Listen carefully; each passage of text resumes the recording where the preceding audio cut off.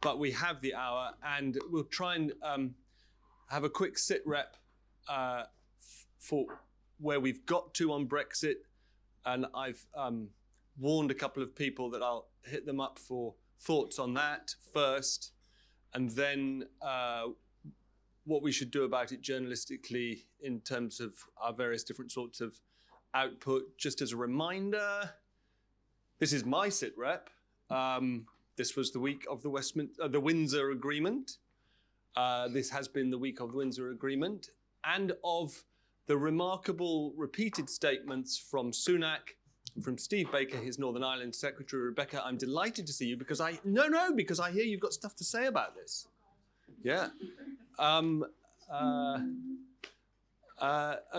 Both of them noting yesterday, Monday morning, as Tuesday morning, as the process of selling the Windsor Agreement on the revised Northern Ireland protocol began, noting that Northern Ireland was and remains in an extraordinary and unique position, which is that it is both in the UK and the EU single market. And of course, that unleashed a floodgate of remarks from thinking people, curious people, whom we count among our members, to note that the whole UK used to be in this situation. Anyway, so let's start with the politics. Kat, our political editor, have you got access to a microphone? So I scribbled in my notebook, Kat, this is in relation to the politics of Brexit, where we are now. NIP, polls and parties. Polls from Poland or polls? No, opinion polls. Okay. Because one of my go-tos is the YouGov Was Tracker. Brexit a Smart Idea tracker. Yeah. Which has swung pretty decisively over the course of the last 6 years. Anyway, where are we in the politics of Brexit? I suppose we should start with the narrow question, which I know our boss, James, is impatient with, the narrow question of whether Sunak's recent gamble is splitting his party or whether he's actually managing to carry it with him. So I think it's far less split than people were expecting. Far less split. Yeah. There are senior Brexiteers like David Davis, for example, who have said it's a good thing. And there are some who are more on the Eurosceptic side even than him, who are sort of reserving judgment. And so we have seen from the ERG, the European Research Group, that they are going to be taking their cues from the DUP, Democratic Unionist Party, which is slightly well-trodden territory. It's kind of what happened under Theresa May. But the difference is, I think, so as you mentioned, Steve Baker, the Northern Ireland minister, he's already said he gives it his full blessing. What I've noticed from speaking to some members of the ERG is that they now say he doesn't speak for them. He's in government. He has his own opinion. He's no longer seen as being part of the ERG. The ERG is not as influential as it used to be, partly because Rishi Sunak has managed to sort of bring some of them in to the government, and partly because the sort of peak drama era of Brexit is kind of over.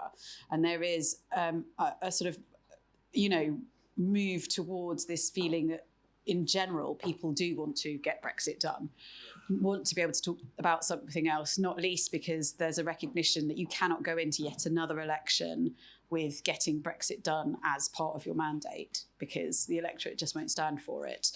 But there is still some scepticism, and I think people are kind of working through the texts, which are quite lengthy, about whether this deal is as good as it appears to be. And there are some on the sort of right of the party and on the DUP side saying that actually legally this still hands the sort of considerable control to the EU.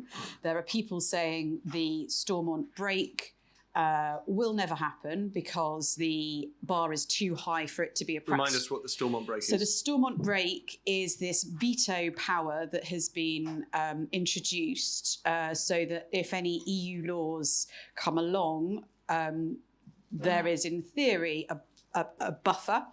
And what would be required to trigger that veto is for 30 MLAs, they are the members of the Northern Irish Assembly, to veto it. And critically, they have to come from 2 different parties. So it can't be just a partisan thing. But there is some sense that that threshold is too high for it to be taken seriously, or at least this is an argument. And the other argument that I have seen expressed but haven't verified myself yet is that what's happened is the EU has put out legal text. So what they're saying is lawful. And what we have done is put out effectively some spin. So there is this ongoing concern that we are small bit players in something rather than on an equal footing with the EU, which is this ongoing sovereignty issue, and it kind of feeds into the... But the legal text is the text that Sunak has agreed and has been given some credit for getting into the detail of. So to that extent, the UK has been involved in its creation, right? Yeah. I mean, the other thing to say on the sort of political side of it is, of course, that Rishi Sunak did all of this without involving the DUP right up until the last minute when Geoffrey Donaldson, the leader, was kind of, under coats and what have you, smuggled into Rishi Sunak's hotel room for a midnight meeting to discuss it / be told what had happened and what had been decided. And I think that caused a lot of bad blood, as did the inclusion of the King. So if he does pull it off, and if he does manage to get the support of the DUP, it will sort of be in spite of some of his own acts. Yeah. So taking one step back, and we'll come to some numbers in a minute, don't worry, James. If Sunak's larger aim here is to get beyond internal Tory squabbles to a renegotiation of the broader relationship, are you saying it's too soon to say whether he can even close one box and move on to the next one? I think it's looking hopeful, right. Actually more hopeful than I was expecting. And obviously Boris Johnson has been trying to make trouble on the side by sort of telling the DUP, don't give it your blessing immediately, sort of urging caution. But I think I saw even today that he's now saying he's not going to block it. The possible likely outcome is that the DUP abstain if there is anything that comes to the Commons, which again, Rishi Sunak has said that MPs will be given a vote at an appropriate time. We don't know precisely when that is. I think the other thing that will be quite crucial in determining the mood music amongst Conservative MPs is on small boats. So there is now a trip planned for France, I believe, and so Rishi Sunak is, the hope and expectation is that now that we're all friends again, we can actually move forward on some of the things that are really important, and small boats is clearly top of that list for both the UK and France in terms of domestic politics. For this government, yeah. For both. I think for both Macron and, I'm obviously not a French politics expert. Is small boats a burning political issue in France? I think the fact that they're travelling through France to get to Calais is a problem, right? It's a problem kind of Europe-wide, but yeah. Sure, I see what you're saying. By the way, this is kind of a ThinkIn. I see no hands up, but please raise them, pitch in, anyone at any point, and Kerry. Kerry.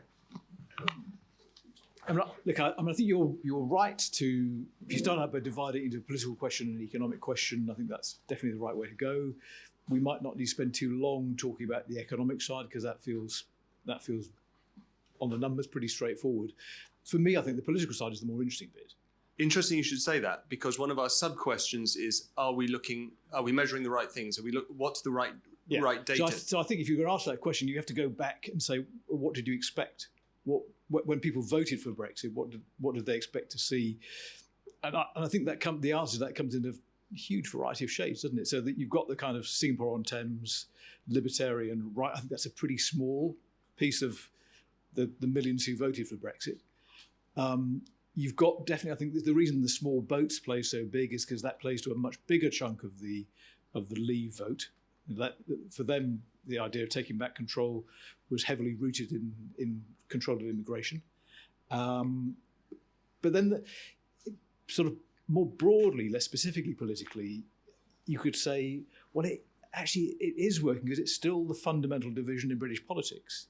And you look at the wariness of Labour to go anywhere near it, and to the extent that it's and the numbers of people who have changed their minds about the way they voted in 2016 is small compared to the number who think that Brexit isn't working. So that we have to look carefully at the polls in those two ways. Politically, I think it's working in the sense that it's become beyond question as a fact, and so to that extent, I think you might say it's been a political success, even if you can see these significant problems like immigration and I don't know the extent to which people thought the 350 billion for the health service, those kind of tangible benefits would be a real thing, or whether the success was just the act of rebellion on the day that said, I'm going to stick two fingers up to the establishment, and that's a success in itself. I'm going to hand over to James Does anyone agree with Kerry that Brexit is, quote, beyond question as a fact? I mean, I'm talking about specifically within politics in the major two parties. I accept that right now Labour is too scared to talk about it as anything other than a fact, but I don't accept the premise. Go on, James. So obviously I think it's a catastrophe, and I think it's a national economic catastrophe, and it's a much bigger, making a much greater dent on Britain's place in the world than Suez. It's the most significant political failure in our post-war history. But I do agree with you that politically it's moving to a more settled place. I mean, when Sunak had lost against Truss, I had coffee with Liam Booth-Smith, who obviously is now back in Downing Street. And one of the things that he said, which I thought was right, was, the British public have had an awful time with their politics since 2016, arguably since 2010, and they would just like everyone to go away. They just don't want to hear about politics. And if you measure Sunak by the metric of boring, can you make politics boring again? I was really struck. I was messaging someone the other day. I was thinking, it's okay to message politicians again because the house isn't on fire. You can just ask them, it's not as crazy. And I think if you're a politician, if you're an MP, that counts for a lot, right? You're not going out every night and getting told how rubbish you are. So I think it is much more settled. I just flagged two things up to you, Kat, which I think are worth thinking about. One is, I actually think we haven't seen anything yet in terms of Charles and British politics, because everyone forgets the royals have always played a role in the referendums. The Queen weighed in on Scotland very effectively that Sunday before the vote. And it was really pretty clear that they also had a view around Brexit, certainly Charles.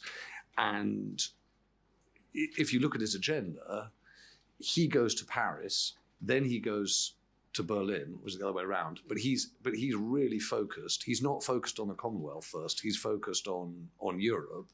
So I think there's going to be a lot more of that.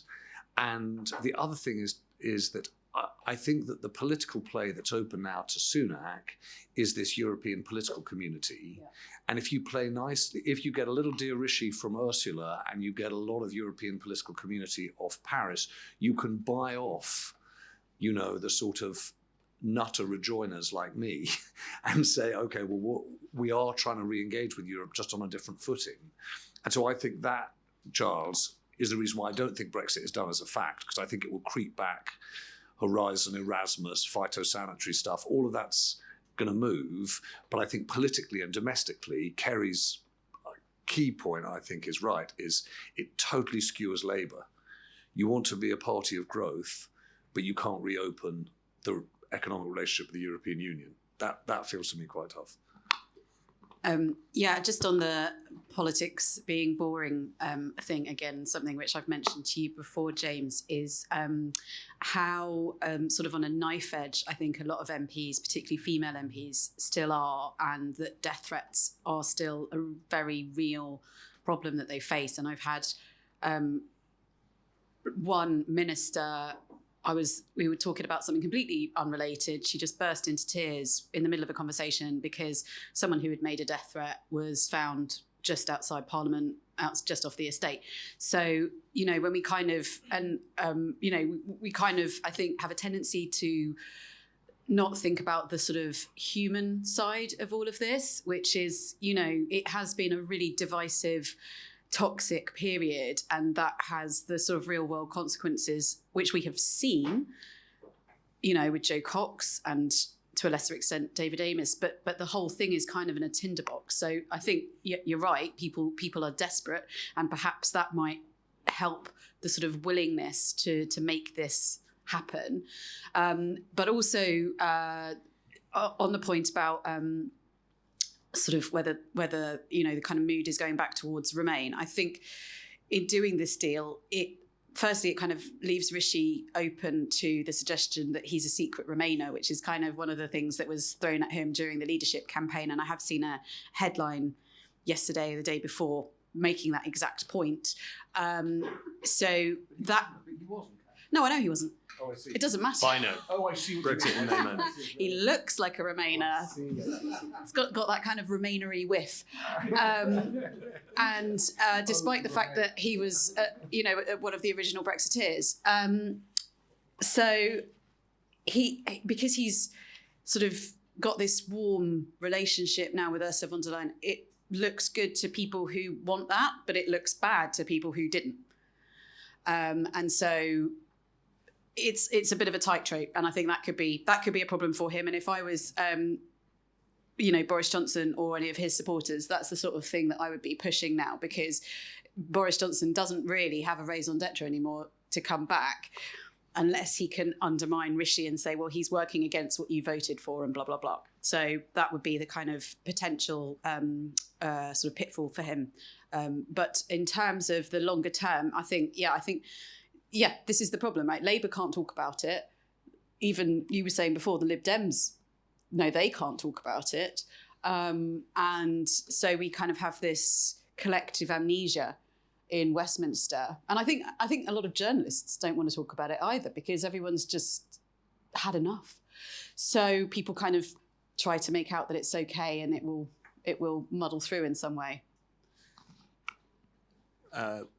Which would be a very British solution to the whole mess, wouldn't it?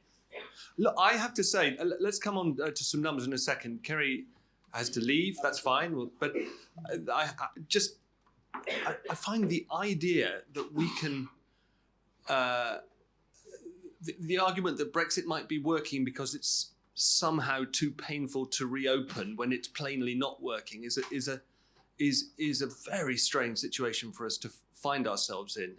I mean, and I don't accept either that it's settled. Anyway, but this is one of the things I want to tackle, because here am I veering at the slightest opportunity into personal angst and polemic when that's really not the job. No. So Kerry also, before leaving the room, made light work of the whole, is it working in economic terms? But I think it's really important. What are some of the numbers, just so we're all sort of playing with the same... there you are. What have you got? And I've got a few to add. Well, maybe. So this is me I've kind of done a quick scan around. So I guess the OBR as a body is kind of a good one to go off. Their kind of forecast put it at the UK's trade intensity will be 15% lower in the long run. That the Brexit will reduce GDP by 4% over 15 years, and that's from 2016 up to 2030. And basically, I think it's this kind of line from their report, which I think is from November, is that the latest evidence suggests that Brexit has had a significant adverse impact on UK trade. I think that's kind of puts it at the heart of it. But there's been kind of other studies, and the reason I'm saying there's a few other studies is because it is quite hard to unpick Brexit from COVID. I think we're kind of getting to that point now as we come out of COVID, and we can also compare ourselves to countries who have been out of COVID for a long period of time. But it does make it a little bit tricky. I reckon it will take a couple of years to get it right.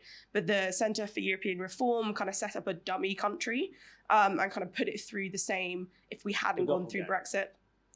And they kind of came to the conclusion that the UK's GDP was 5.5%, 6% smaller than if Brexit had not happened, which is about a £33 billion loss. And they also kind of found that Brexit dragged down investment by 11%. Let's just try and be clear about that. They are saying that compared with the doppelganger, over the course of now, it's only 2 years since Brexit actually came into force. UK GDP is a cumulative 33 billion lower. So is that than it would have been?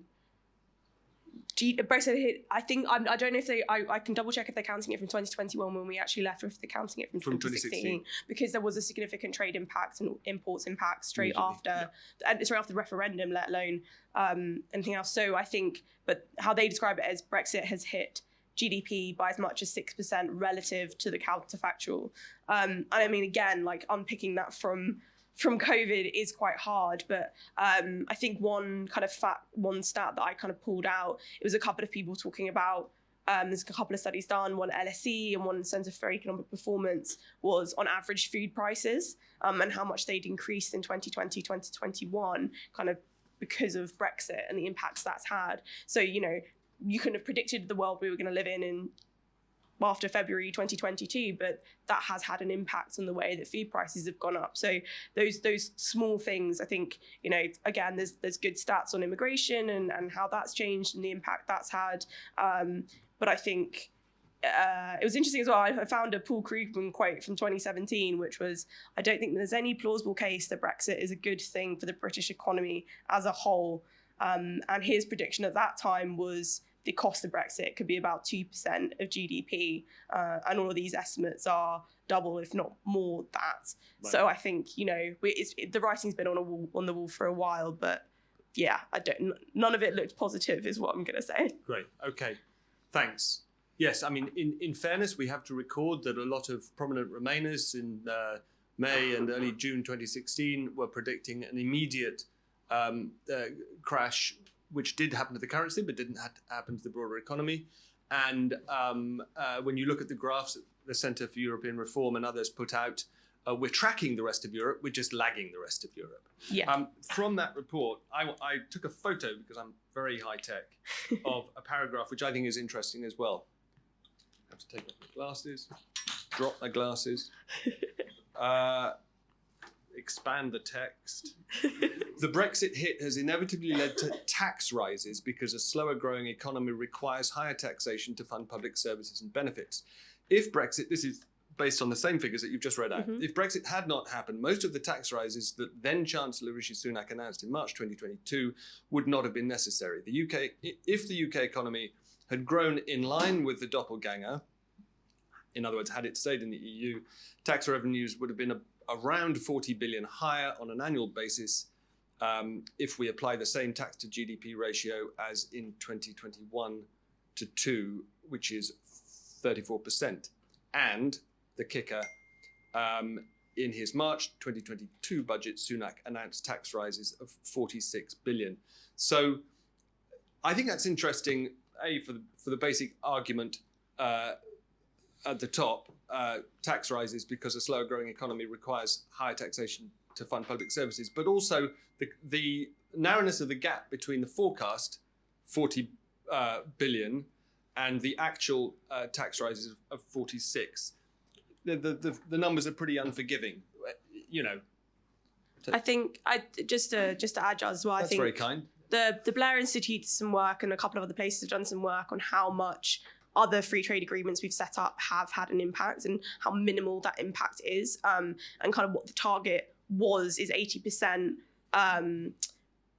This kind of the target on kind of 80% on free trade agreements, and how that we've not hit that, and even India, whatever that might turn out to be, Australia and New Zealand, whenever they come into effect, that basically they have a negligible impact on the economy in those ways. The target was of let me just find the 80%.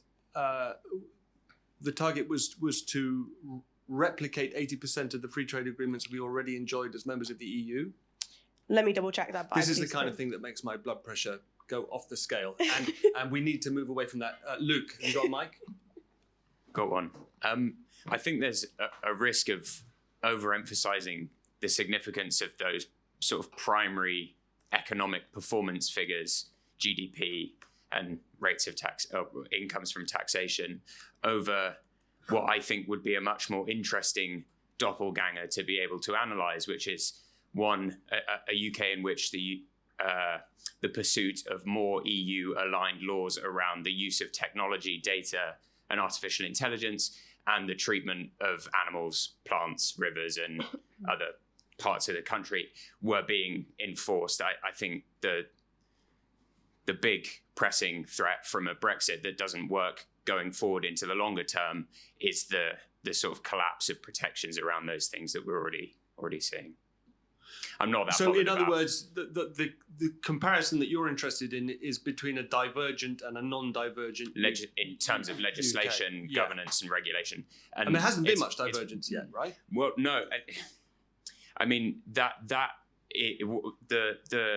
primary concern to me is just in my sort of area of interest is around the EU AI Act and the protections that that's seeking to place around high-risk uses of machine learning technology. And the UK is pursuing a much more sort of pro-innovation and less sort of data governance-oriented approach. And that would be the thing that I'd like to see monitored more closely. And are you interested in the economic impact of that, or whether the robots take over? Neither. More the extent to which we're abused by data-driven systems of different kinds. Yeah. How would you do it? I think it's a huge challenge. I'm not sure how you do it. I'm not sure how you would compare. And that seems to be the big question of our time around the governance of artificial intelligence. What is the right approach? How close do you let people play to the sort of theoretical fence of experimentation and pro-innovation use without having sort of responsibility in place or measurable? Is there anyone, sorry, Josh, would you like to get the mic? Sorry. Is there anyone who does pan-European metrics on, for example, online harms or river pollution? Or there's a way of actually doing what you say? If there is, I'm not aware of one. It seems like it would be an important task. Right. It's nearly past. Sorry, Josh, I'm just going to clarify the 80% target point before, because I didn't get it quite right. So it was, the target was to have deals covering 80% of the country's trade with the rest of the world by the end of 2022, and missed that to a significant degree. So only just over 60%, which is not that different from pre-Brexit, was covered. Right, and let's just remind ourselves that with one exception, every single free trade agreement signed by the UK since leaving the EU is a facsimile of ones that we already enjoyed as members of the EU, which has proved the most efficient and successful trade agreement negotiator in the history of trade negotiations. And that exception is the one with Japan, where there's some carve-outs for, I think, Japanese whiskey. Cat. Australia? Maybe there's another one in Australia. Sure, yes. We'll go over here and then come back to you, Kat. So I was just going to answer your great question. And I don't know if this group does it, but there's a group of impact lawyers across Europe called GALE. They're meeting in London next week. I think we should put this to them exactly and say, if you want to really measure the impacts of divergent laws, let's think of the metrics and a way of doing that. But I was also going to add, I do think culturally, if we can measure the downside of basically British young people just not having half the opportunities that young people that other nations are having. I mean, been working in Amsterdam. Every time we advertise for a role, half of the youth of Britain is on our in our application list because they're all trying to get access to the EU market and be in that much more buoyant and exciting place. And then I know you mentioned Horizon and all the R&D programs and Erasmus. I mean, those are vital. If we get back in them, at least it's some way of stepping. So I'd love to see us measure those. What do we think in 15 years' time will be the implication if none of our students have had any exposure really to the European markets? Great idea. Yes, Liz. I don't think this is a story idea as such, but starts with a bit of an anecdote, so bear with. For years and years and years, the IOC, the Government Communications Department, made anti-smoking ads that didn't work, and it made the central character of the ads would be blaming the smoker. It'd be saying, you're smoking and it's going to kill you and that's bad on you. And then somewhere in the mid-90s, I think it was, maybe early 90s, I was a student at the time, they made an ad where the visual in the advertisement was a cigarette that was sort of dropping this horrible lard-like substance onto, do you remember it? And it was a representative of the cigarette is the thing that's the bad thing because it's depositing things in your heart that are doing bad things. It's not your fault for smoking it, it's the cigarette's fault for being bad. And at the time, it was the most effective anti-smoking campaign that they'd done. And I'm interested in going back to what Kat was saying at the beginning. Nobody wants to talk about it, we're all massively over it. And the point I made the last time we had a conversation about Brexit downstairs is we need to, in order to make it politically okay to talk about how much of a disaster it is, we need to make it okay that we made a bad decision at the time. And because it's really, really hard to be wrong and proud. And so somehow listing all the terrible things about what Brexit is doing to us, I find it really hard to get behind that because I think you're just banging people over the head. It's easy if you've been a Remainer all along and there's a sort of bittersweet vindication about it, but that doesn't help us change the outcome, which is what I'm interested in, as I think you are. And I'm interested in finding a way to say, this was a decision that was made, not talking about lies on the sides of buses, not talking about all of that old stuff, which nobody really wants to go there anymore. It didn't help us at the time, it doesn't help us now. But the world has changed because there have been. One of the reasons why it's so hard to build a consensus, a specificity about Brexit impacts, is because in that 7-year period, we have become acclimatized to lies that just become sort of truthiness. And also there's been a pandemic, which befuddled everybody in terms of what was causing what. So I think we have to almost forget everything that's gone before and start from the beginning again to build a case that if we were to participate in the single market and other levels of engagement with the EU, it would be different this time. And you have to start from the beginning with that messaging, not blaming the Brexit, because that's gone, and I think it is a fact, but starting again to build a case for a different kind of cooperation, because that people need something new to choose, not something old to unchoose.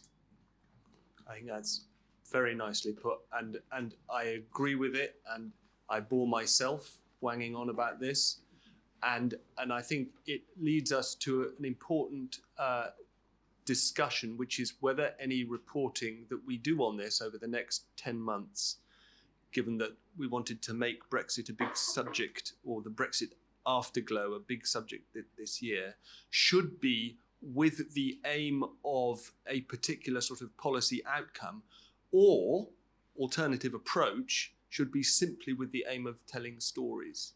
And I suspect that the latter would be more readily digested by people, and possibly more effective if the effect was our goal. But we can't have the effect our goal because we're not a think tank, right? So moving swiftly, I see you're wielding the mic, Kat, but I want to kind of steer us at this point towards what kind of stories we need to be thinking about. I warned Jasper that since he is in control quite a lot of the time of our big shop window, the slow newscast, I'd come to you. What do you have any idea what the Brexitee, or to adopt Liz's new paradigm, the post-Brexitee, let's call it something else, a slow newscast will be? I think if we could rebadge it, it would be. Rebadge, yeah. Yeah. I think it is really difficult because I think, as Kat said, and as you've alluded to, everyone's sick and tired of hearing about it and talking about it. And so, and also, you know, how do you do something that is investigative and narrative with a character at the heart of it that's about Brexit?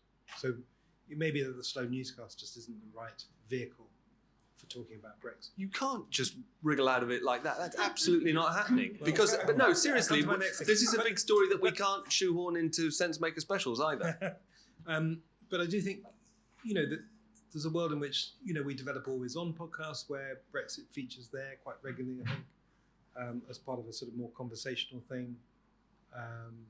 I mean, you know, we've talked about, you know, could you do a slow newscast around sort of people like Steve Baker, you know, these sort of kind of interesting architects of Brexit and their role in it, and, you know, what sort of motivates them and so on. But I don't think we've ever landed on a great idea. Well, when we mentioned his name just before we started, I thought, well, that's a good idea. And then Kerry, who's left, said, what, Baker, that odious lightweight with mad fantasies about himself? Yeah. I didn't know that about Baker. In Kerry's words, a beans under the stairs kind of guy. So who's the heavyweight who would be more interesting? Because frankly, I do find Baker an interesting person, and I know that James Wilson is a close friend of his, so we could probably get him in the room. Now that the offending colleague is gone, let's give James a mic. He's not willing to speak to us because of something the erstwhile Mr. Dan Kona wrote about him in a column. But now that he's erstwhile, maybe he would. I'll give it a go. All right, be worth trying. I can tell you what I was told about him. About Baker, I'm actually interested. I don't care if he's a lightweight in his pitch to Newsnight about his own mental health. Even if that, I'm not clear whether that was intended as a digression on his part into a whole new area of his public discourse, or whether he's trying to explain himself. I do think that it's probably genuine. Like I say, I think there has been this collective, you know, mental health challenge for everyone working in Westminster. But just for the tittle-tattle, I was told he considers his place in history to be about Brexit, not as Minister for Paperclips. And then when I was talking about the fact that he was on board, Bill Cash is now the key barometer for the Tories. Steve is seen as a joke, delusional, midlife crisis, the beard and the biker jacket. Okay, so this is an assessment coming from which wing of the party? No, I'm interested. From the Brexitee, particularly. ERG. In other words, he's been abandoned by the true believers, yes, who now cleave to Cash Senior. Yeah, I'll give you another snippet from someone else. Hang on. Sorry. The truth is that there's no version of Brexit that's acceptable to a small number of Conservatives. Okay, so Jasper's just said there's no version of Brexit that's acceptable to a small part of the Tory party. So are you suggesting that we ignore them and proceed to try and find voices from that are more representative? I'm not sure. I've got two. I'm not sure. I'm just thinking. I've somewhere on my phone from when I was on Newsnight, which wasn't very long ago. I've got a message from Steve Baker saying not only will he never, ever, ever, ever talk to Newsnight again, but that everybody on Newsnight should remove his number from their phone. So I was slightly surprised to see him tearful this week on Newsnight. But anyway, but I think. No, I think there's always, with people like Bill Cash, there's always going to be a reason. He invoked the Maastricht Treaty during the debate about Betty Boothroyd. Yeah. So, Yeah. you know, that there There's are no version of Brexit that's pure enough to no. satisfy him. Well, and to your sorry, Kerry's point earlier about, you know, the Singapore on Thames libertarian versus the small boats type.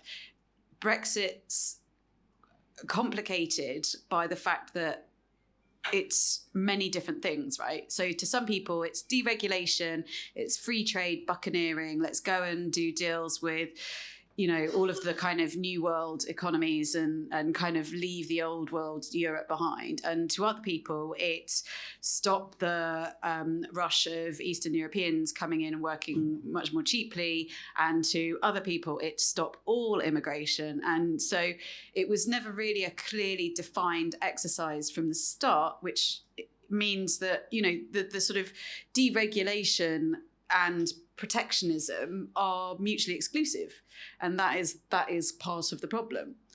Okay. Yes, and Matt, I just can I suggest an alternative approach to getting subjects into your slow newscast pipeline? There's something, James, I think you mentioned earlier. Labour is likely to form the next government. Should we be focusing on them? On who from that camp is going to be negotiating the new relationship and who they're talking to when they get to the other end of the Eurostar? Matt, and then you, and then you. That was my point. Oh, okay. I thought. I hate to disagree with my bosses, but I don't think Steve Baker. The problem with doing a Steve Baker style slow newscast is we're firstly repeating the same narrative we've been doing since 2016, which is a Westminster story. And we've all said, A, we're bored of Brexit, B, we're bored of Westminster, remember those withdrawal agreement votes and all of that, and C, we're not moving the debate on in a different way. We're not doing what Liz was saying.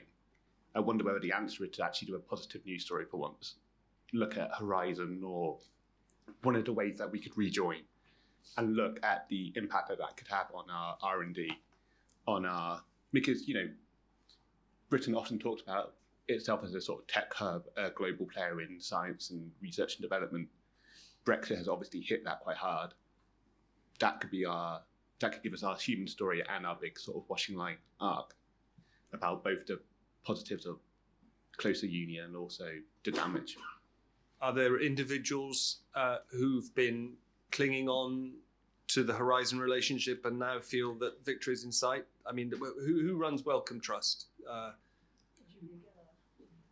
Julia Gillard runs Wellcome Trust? Oh, right. Jeremy. Farage left. Yeah. Farage left. Okay. I mean, yeah. Why not? Yelena. Yeah, just to echo what Matt said, really.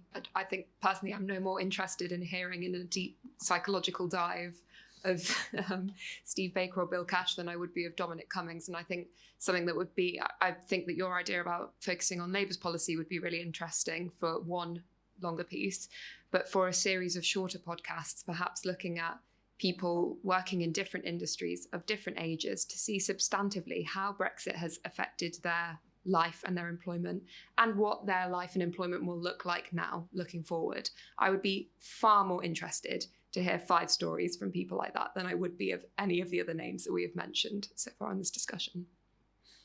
Living with Brexit. Yes. Kat. Sorry. So it's something that we've kind of talked about in some of our editorial meetings, but in terms of the trade deal with India and, you know, what we may be sort of, and using India as a kind of test case of what we may be willing to overlook in order to secure a trade deal. Because there's been creeping populism, the raid on the BBC, people being arrested, people being held, and what are we doing about it? Are we not speaking out where we might do previously because of a trade deal? That would be my kind of, and also, you know, this idea that because we have sort of cut the ties with Europe, which culturally and judicially we might be a bit more aligned with, and going into sort of areas of the world, you know, like we spotted the various ads on the Telegraph promoting the virtues of Azerbaijan and other Central Asian countries, are we sort of, turning a blind eye to human rights abuses in order to get trade deals? That would be my post-Brexit pitch. Okay, great. As you know, because you've been privy to private conversations between you and me, we will go there. I am going to read from the chat because there's some interesting stuff.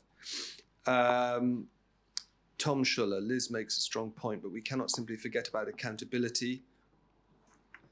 True. Puts me in mind of the COVID inquiry. We've never actually had a Brexit inquiry, have we? Without accountability, Tom says, trust cannot be rebuilt. And then Ros says, should the word rejoin be replaced by normalising our relationship with the EU? Now, notwithstanding the fact that that is not catchy, it is the really interesting rebadging point that we were talking about earlier, isn't it? And so, again, from a reporting point of view, I don't think the question is what do we as Tortoise think, how do we as Tortoise think it should be rebadged? It's, does anybody else out there agree with us, or agree, sorry, I don't want to, that implies groupthink in this room, which would be the worst possible thing. But with Labour, for example, is anyone getting stuck into rebadging? What's it going to be called? 5 years hence, are we going to have a combination of Horizon, adjustments to the trading arrangements, my own pet project, another tunnel, and are we going to call that something new? Is a word going to emerge that stands for this normalised relationship with the EU? I mean, Liz is the branding expert, but it's partly about branding, isn't it? It's why Brexit won in the first place.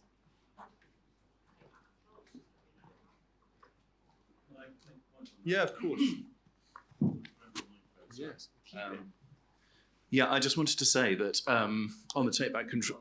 Sorry, yeah, I'm Paul Twivey, Tortoise member since the beginning, and one of the elements of take back control that I feel particularly passionate about. It was a very good piece of psychology, but I had the fortune to work with New Labour on lots of community projects, and then I had the misfortune to work on the big society.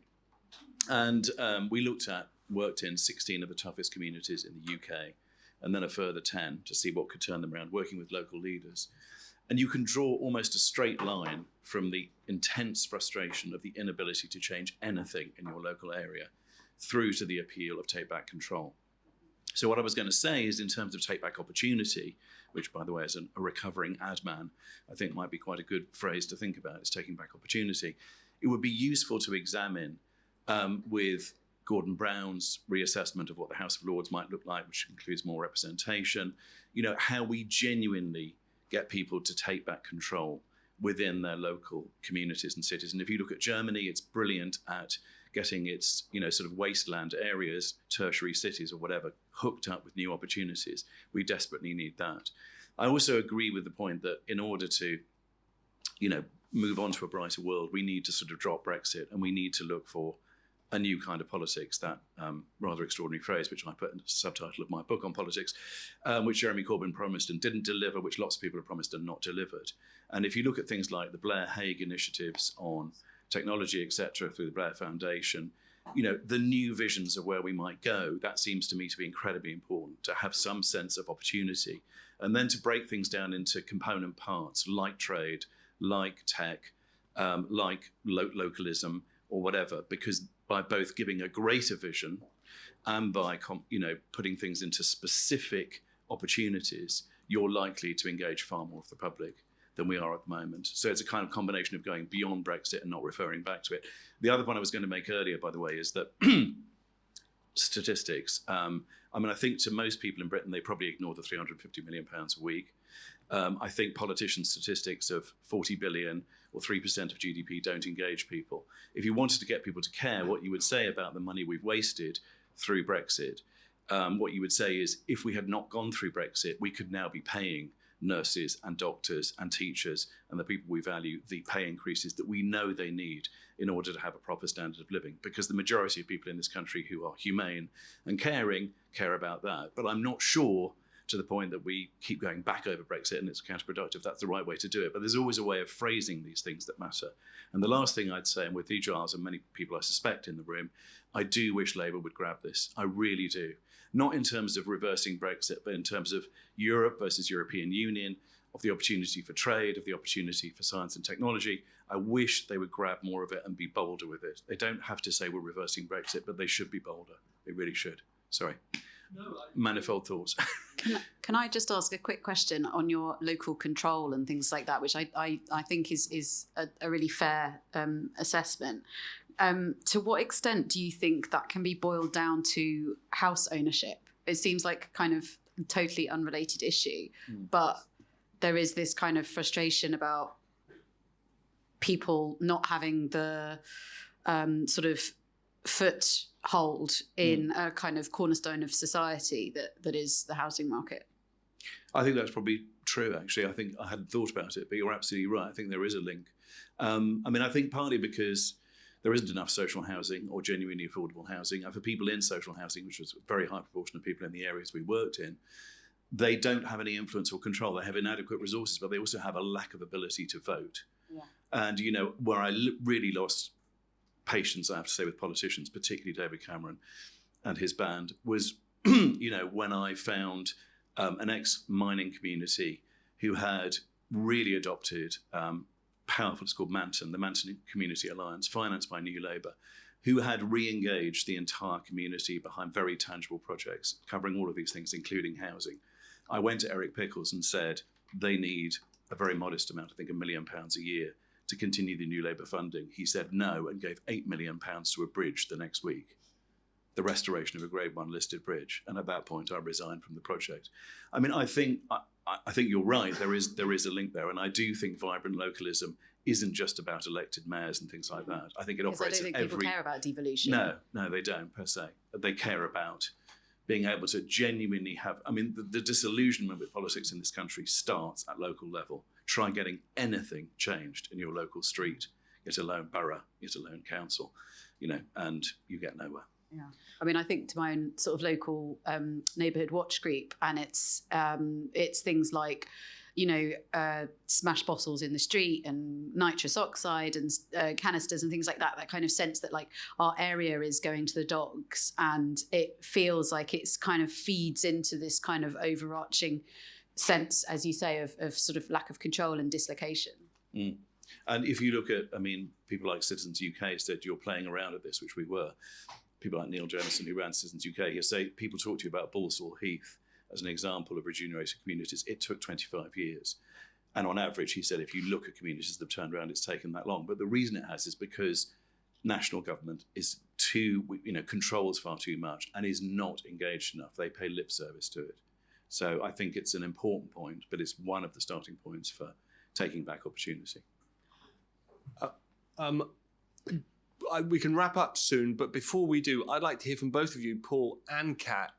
What is Labour's comms strategy on Brexit? So what is the rationale for not talking about it, with not using the word, and how might it change if they win the next election? Paul? I honestly do. You got that one back. I don't have the knowledge to say that. I really don't. But I think at the heart of it, this issue that they feel that if they start talking in a pro-European way, they are going to disillusion red wall voters and trigger reaction back to saying, well, hold on, now you're talking about my life being taken even more out of control. You know, however much Brexit hasn't worked, you're just replacing one kind of control with another. So I think they need to follow the kinds of things that we're talking about, i.e. they need to champion vibrant localism, vibrant science and tech things, vibrant transport infrastructures, learning from Germany on how you link up secondary and tertiary cities to revive them and make them powerful. Because we talk about London and the rest, but we really haven't solved that. Those kinds of things. Yeah, I mean, I think Starmer's sort of two biggest problems have been / are Corbyn and Brexit. And the Corbyn issue, he's kind of neutralised to an extent by saying he's definitely not having the whip back. Obviously, that's kicked off some internal fights with the Labour left. But I think that was kind of always going to happen. So that is the easier of two quite difficult issues. Brexit is, for him personally and for the party in general, a difficult one because, of course, he was the shadow Brexit secretary. He was the one that was talking about a second referendum. And so, you know, whatever he says, if he says anything on either side, the attack ads are ready to go out. So he is conscious. And it's not just that they'll upset the red wall voters if they talk about rejoining or whatever, having a cosier relationship. It's that he'll upset the London voters if he goes too far the other way. So it's a real kind of tightrope that he needs to walk. But I think actually, ironically, this Windsor framework should make it easier for him to do that because it does open up the door to better relationship. And once you have that sort of endorsed by the government, then he can go in and say, well, you know, you've had this terrible fractious relationship with the government, with the Conservatives for the last decade. You know, how about you talk to some real grown-ups, and then you can have him and Rachel Reeves go and looking professional and go and have these conversations and say, this is our plan for what our future relationship would be. And that stage has kind of been set somewhat helpfully by Rishi Sunak. And I would just add to that, I think the kinds of qualities that Keir Starmer has actually marry up with the kind of qualities that people say Sunak has shown in this, i.e. the conscientious attention to detail, diplomacy, you know, seriousness, etc., having a moral compass, all those sorts of, I'm not sure where Sunak is, but anyway. And the other thing I would say is Scotland. Surely it would be played the right way, a fantastic opportunity for Labour to win back more votes, more power in Scotland if they play that European card correctly. Well, what are the chances finally then of Sunak reaping the political benefits of having been the grown-up, willing to attend to detail and being a signatory of the Windsor Agreement? It's said, is it not, that Labour's lead is big but, what's the term, soft? Yeah, it's more from people voting against the Conservatives than for Labour. I mean, it's, I suppose, not impossible. It's the old, is it the 92 or 97 election question, which whenever I raise, everyone's like, oh, it's obviously 97. But anyway, I think it's more likely this is going to be his legacy rather than his saving grace. Mm-hmm. I don't think you get votes for this kind of thing because it's slightly complicated. It's not exciting in the same... I mean, it's obviously a very, very important thing, but it's not sexy to a lot of people. And it will probably shore up his base in the blue wall, but not the red wall, which is the problem. Yeah,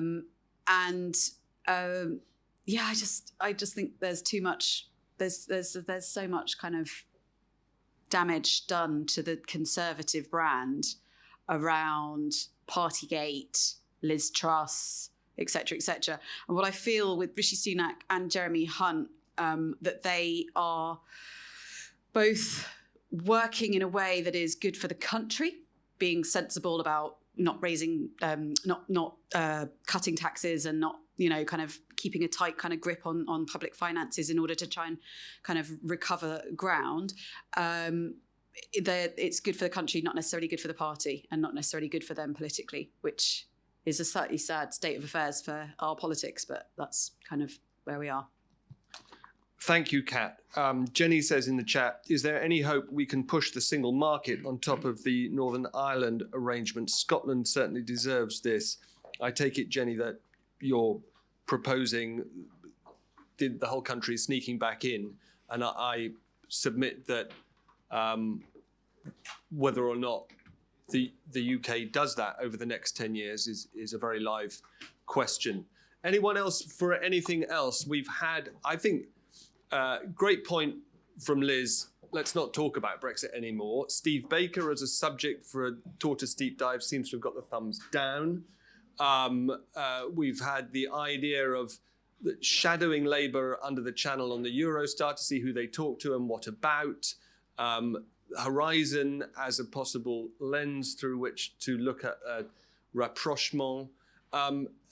If what we do is stick in podcasts the old school, brilliant New Yorker pieces, that's how I think of them because I'm so old, which are always based on living, breathing people who you go and talk to. I'm still reaching for who those people are. I don't know. Maybe it is Julia Gillard, counterintuitively, given that she's an Oz-E, right?